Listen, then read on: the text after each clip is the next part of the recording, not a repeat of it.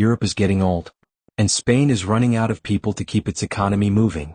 Right now, farms are going unharvested, care homes are understaffed, and construction sites across the country are desperate for hands. Spain's solution? Look to Africa. And increasingly, Spain is looking directly at Ghana.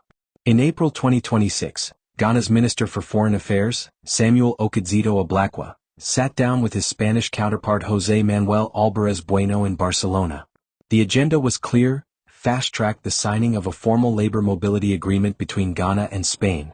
What came out of that meeting could open a structured, legal pathway for thousands of young Ghanaians to live and work in one of Europe's largest economies. This is not a rumor. This is not a social media story. This is official diplomacy at the highest level, and it deserves your full attention. To understand why Spain is coming to Ghana, you have to understand Spain's demographic crisis. Spain has one of the lowest birth rates in all of Europe. Its population is aging rapidly, and the workforce is shrinking.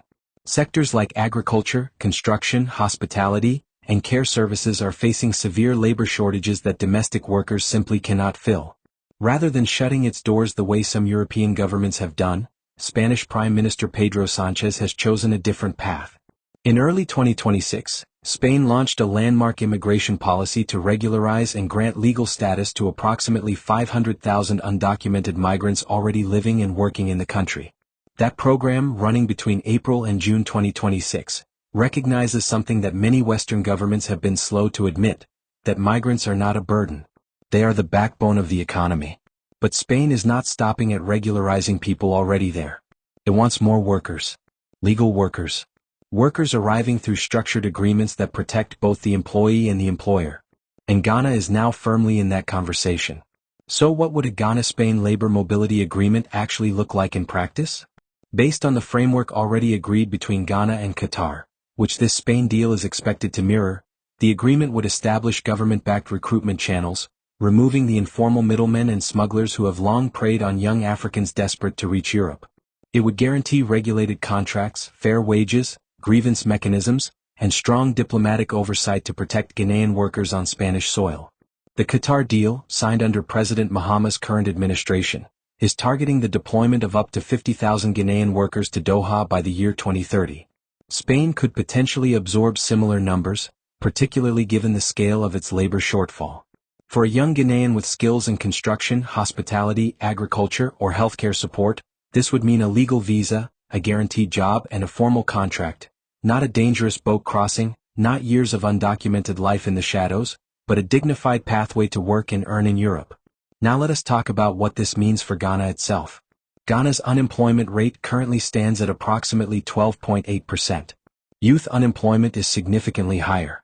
Job creation was the central promise of the 2024 election, and President Mahama's administration is under real pressure to deliver.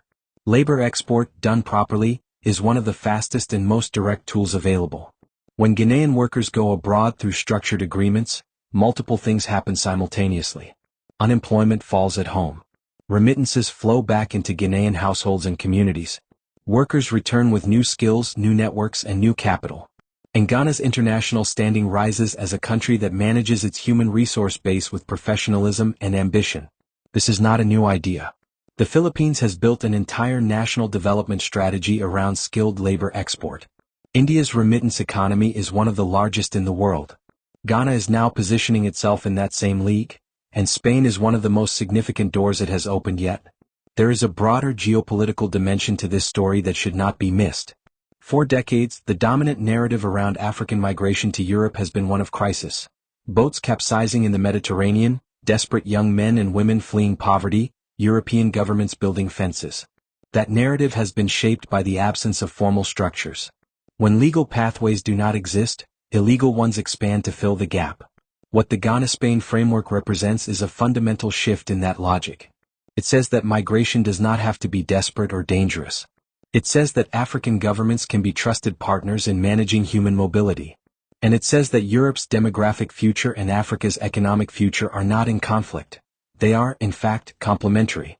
Spain already has circular migration programs running with Morocco, Mauritania, Senegal, and Gambia. Ghana joining that group would signal a new chapter in Ghana-Europe relations, one built on mutual interest, not charity. The agreement has not yet been signed. Both governments have committed to fast-tracking the process, but formal bilateral agreements of this nature take time to finalize. What is already confirmed is the political will on both sides. The ministerial meeting happened. The framework is being discussed. And with Ghana's track record on the Qatar deal, there is strong precedent to suggest this one will move forward. What Ghana's government must ensure as this process unfolds is that the worker protection provisions are ironclad.